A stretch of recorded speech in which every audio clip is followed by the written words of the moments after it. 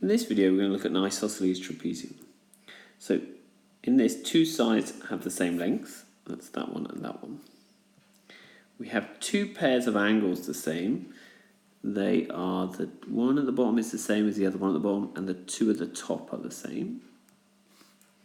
We have one pair of parallel sides. That is the top and bottom one in this example. It has one line of symmetry going down the middle.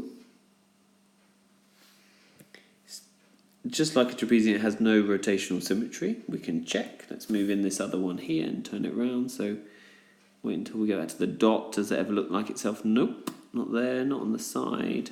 Swing it around. So yeah, no rotational symmetry. And lastly, diagonals don't meet at 90 degrees and don't split into equal sections. So there is my diagonals from opposite corners. No 90 degrees here. And each of the diagonals aren't the same. However, this is the same as that one, and that one is the same as that one.